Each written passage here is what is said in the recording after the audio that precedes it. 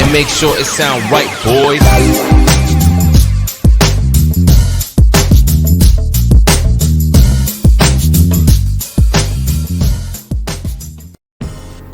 What's up, everybody? Greg here, your boy Greg here from Punchingbagskunk Boxing Media Incorporated, where you get the best on boxing. What's up, y'all? Listen, I'm gonna get the premise. Let's just get the premise out of the way right out of the gate. So sorry. Well, first off, let me just tell you that if you enjoy hard-hitting, old school boxing truth from a retired professional prize fighter, hit that subscribe button right now. Because this is where you need to be. This is where you need to be, homie. Over here at Punchingbagskunk, where you get the best on boxing. All right, now that the preliminary stuff's out of the way, let me just tell you what the premise of this whole video is. The premise of this whole video is that let me just tell you that Teofimo Lopez is going to knock out George Kambosos, the ferocious Kambosos. I like that name. That's a dope name, ferocious Kambosos.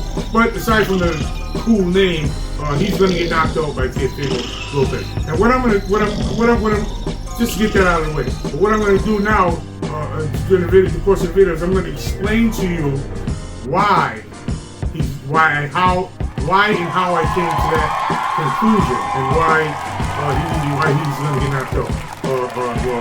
Because there's a lot. Like, look, when I make a prediction or a judgment on a fight or whatever, I use a lot of different, a large array of boxing. It's a lot of things that go into what I'm not just pulling these things out of my ass.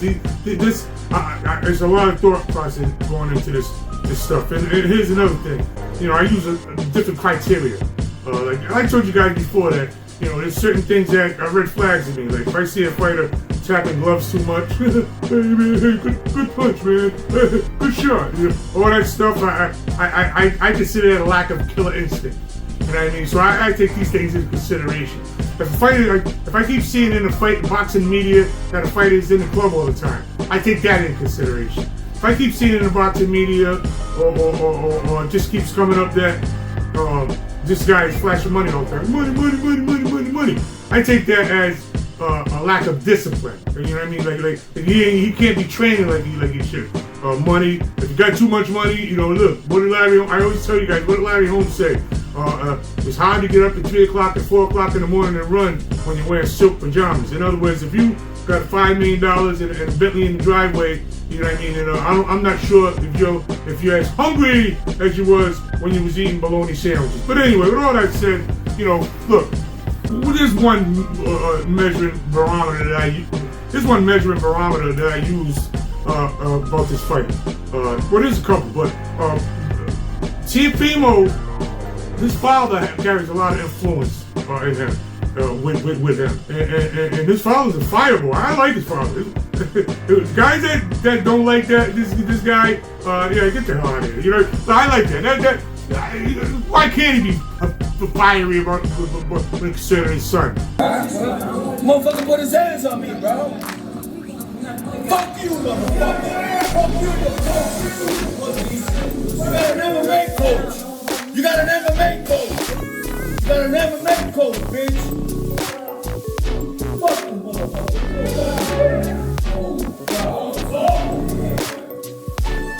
First round knockout, bitch. First round, motherfucker. What you gonna do when my son walks you down? You know what I mean? People always talk about these runners, so what? You know what I mean? You know, that's his son. You know what I mean? And his son's are undisputed. By the way, let me just throw this little shot at Canelo. How dare you? I don't gotta act like I ain't talking. I'm talking about Canelo. How dare you, Canelo fans, sit up there and try to say something about him crashing a press conference with his belts? He's holding his belts with Canelo. What? Who do you think you are, Canelo? He's undisputed, so he can be proud of his accomplishments too. And I think he fought a lot tougher, better guys anyway. But anyway, Teofimo's father, he carries a lot of weight with his son, and I noticed that Lopez Sr. When he gets upset, Teofimo gets upset or he tries to calm him down. You know, I think if you disrespect his father, you're just poking the beast. You're poking the beast. I'm embarrassed of your dad. You should thank me that happened. Hold on, shit. You should thank me that happened. Hey, I'll tell you like this, man. I don't know about your boy, but I stand for my father. I think everybody know that. So, hey, check yourself before you wreck yourself. You know? Chill, bro. Right? Chill. Cause what are you gonna do? Boy down? Don't let it happen, bro. Nah, Come on, sit down. Nah, it's cool. It's cool, man. This is my show. Remember that. This is my show. It's my show. We're taking over. It's game over. We're taking over. With all respect, too, you know what I'm saying? But this is our show. We the takeover. This is the zone takeover. This matchroom takeover. He's gonna take his down, go back to top and go for this fight, Eddie. It's mine for the He ain't no seller. He ain't no seller. Gonna be a beating. He ain't no seller. And yo, y'all ain't ready for this, man. I work my ass off, bro. I work my ass off. Boy, you did, bro. I work my ass off. Jab, I ain't please. trying to tell my boy. I'm just telling you straight up, bro. My eyes don't fucking lie. My eyes don't ever fucking lie. Trying to get Rip away. your head off. Oh, rip your head off, boy. Oh, look at you skinny looking thing. You ain't that 135. Like this. You're looking fragile. There's a mark. There's a mark. You got white to All my belts. All of them, my belts. At the end of the All day, my belts. I like to go on history and you know what happens in the other big moments. And if you look at Lopez, regardless of how you feel about him, regardless of what you think about him, in his big moments, he shines in the big moments. And that's what they used to say about back in, you know, with guys like Jordan and Brady. These are the guys that when the lights are on, they shine the most. You know what I mean? This is where great athletes, okay? This is where great athletes show that they're great. Because when the spotlight is big, when it's big, they shine. And every time the spotlight was big on Teofimo, he shined. Look, the fight with Comey, that was a big fight. You know, in his hometown in New York. You know, he's Brooklyn dude too. You know what I mean? Yeah. So he shined. I mean, Comey, like next guy, decent fighter, but he shined. He won in spectacular fashion. Okay, and we don't even go to the Vasily Lomachenko fight. And by the way, I don't care. I'm gonna bring it up every time. You see that I'm not anti-Lomachenko, so I had to add that disclaimer. You gotta always add disclaimers for the sensitive jackasses that you know, you can't say nothing because you gotta be politically correct all the time. And I'm gonna keep bringing it up.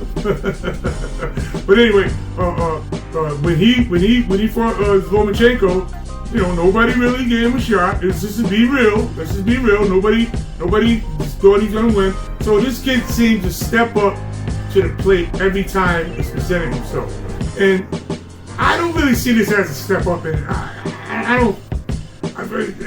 This kid Kambosos. Look, here's another thing. You know, I go on the mental stuff, like mental aspects. So one thing I can tell you, the same way Teofimo wasn't afraid. Remember, if you go back to my video, you see where there was a big point. I kept pointing in to you guys, making the point so it can stick in your head that Teofimo was not afraid or intimidated or in awe in any way, shape, or form of Lomachenko. And I'm telling you right now, the thing that the ferocious Kambosos, I like that name, has going in his favor is that you can feel that he's not afraid, intimidated, or in awe of Lopez in any way, shape, or form. So that right there, these are the ingredients.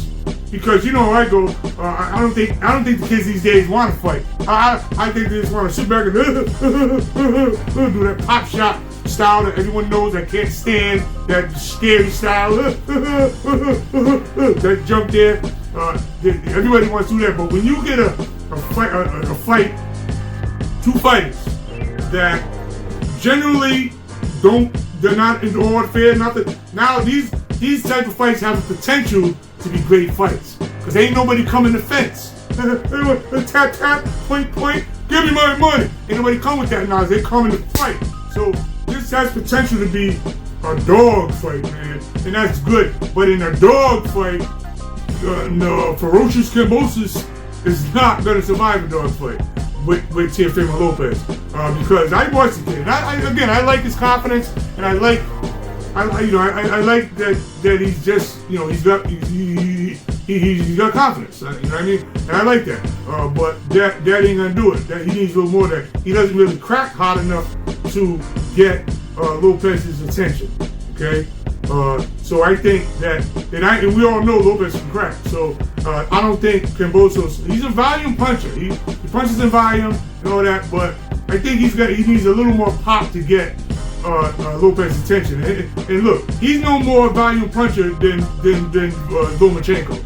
All right, but Lomachenko is the master of the matrix. He's a master of angles and volume punching. So you're not going to tell me he's going to beat him on that, because Lomachenko is the best at that. Volume punching, using angles, all that stuff. And that wasn't enough to beat Lopez. Do you see what I'm saying? So you're not going to beat him on that. So now we got to ask ourselves, is he going to outbang him? I don't think he's going to outbang him. Okay, so how is he winning this fight? Is Lopez out of shape? I don't think so. So if Lopez comes in peak conditioning, ferocious Kambosos. Now it's starting to sound like I'm clowning it, but hey, I just like the name. Anyway, so if they both come in the top physical peak physical conditioning, and they're even on all levels, conditioning and confidence level, everything, then what's going to separate this? What's going to separate this? Will. And I think that brings it back to Book and the Tiger. I think if you go through history, fighters that like kind of fight for their father, and or fight for their father, or get inspiration from their father, or anything like that, these are tough fighters to beat. If you just go through history, you got guys like the great, legendary Boom Boom Mancini, Ray Boom Boom Mancini, who, everyone knows the story. His father was a fighter, and I guess he didn't get. I think did he win the belt? I'm not sure. Correct me, I may be wrong. I think he won the belt, or he got close to winning the belt. In any case, Ray Boom Boom Mancini, he fought. That was his inspiration. Fighters get inspiration from all kind of things. You know what I mean? Most fighters today get it from money because they're jackasses, but don't even get me started about new school, old school. Just please don't get me started. I'll start a rant for an hour straight. But fighters get inspiration from different things. Okay? Look, even Rocky got his inspiration from Adrian. Adrian, I did it. That was it. When the famous scene in Rocky 2 when she wakes up out of the coma. Oh, no, I feel great. Listen, I've been thinking, if you don't want me mixing with Creed no more, we'll make out some other kind of way, There's one thing I want you to do for me. What? Come here. What? Win. What are we waiting for? Take this!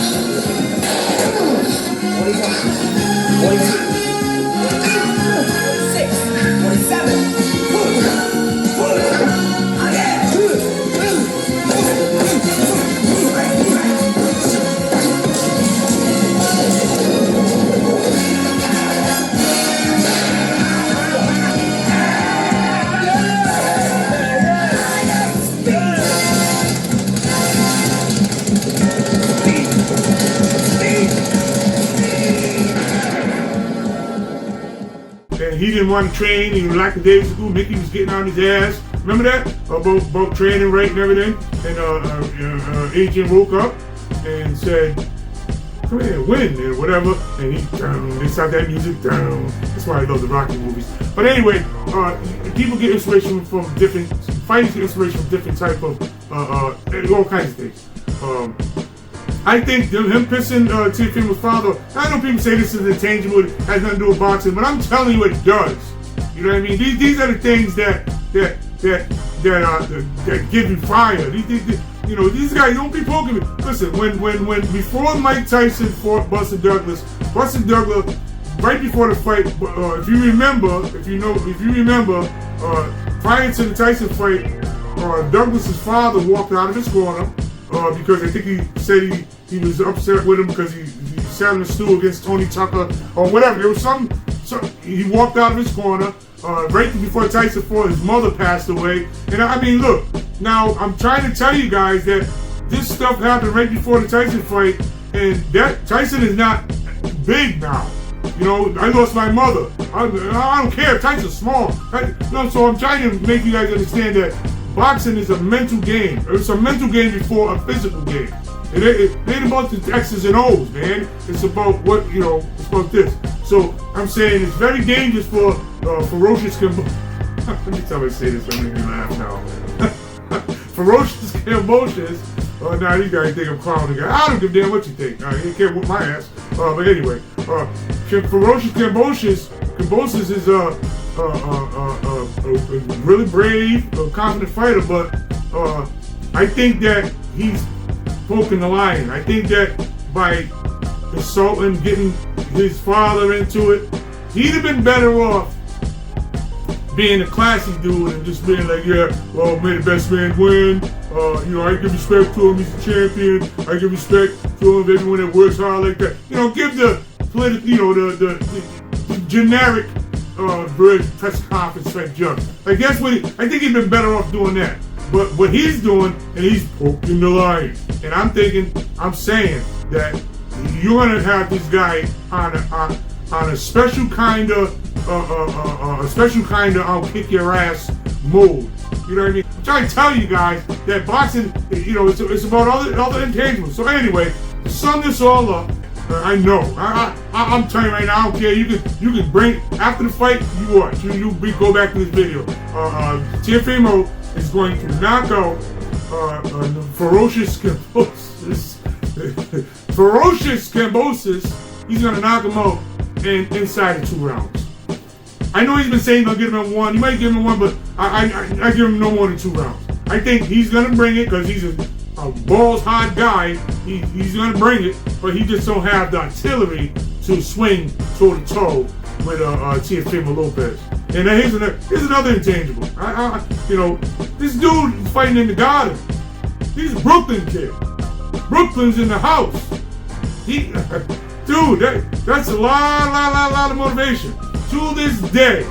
Now you can tell me I'm wrong. I don't care, but my personal opinion, what I like to tell you guys, I got my opinion. I'm gonna say my opinion. You don't like my opinion, too bad. They ain't no one whoop my ass. You know my catchphrase. Ain't no one whoop my ass. See, when I was fighting, if you piss me off, I'll tear my arm off to tear your head off. Like when I was fighting, I headbutt you. If you got me upset before the fight, I headbutt you. I'll try to I poke you in the eye. It's a fight to me. You know what I mean? If you're trying to kill my brain cells, I'm trying to kill your brain cells. Ain't nothing funny or fair about that. This is a war. You know what I mean? So if you got me to that point, you know what I mean, it's on. Kill be killed. I don't want to use these kind of things that people take them out of context and start bringing up tragedies and all that stuff. So get the hell out of here with that nonsense. I'm saying this is boxing. This ain't ballet. You understand? This ain't ballet. So anyway, that's what I got for you guys today. With that said, I want to say everybody have a wonderful holidays. Happy holidays to everybody from Punchingbagskunk Boxing Media Incorporated. And keep your mask on and stay safe out there. From your boy Greg at Punchingbagskunk. Peace, y'all.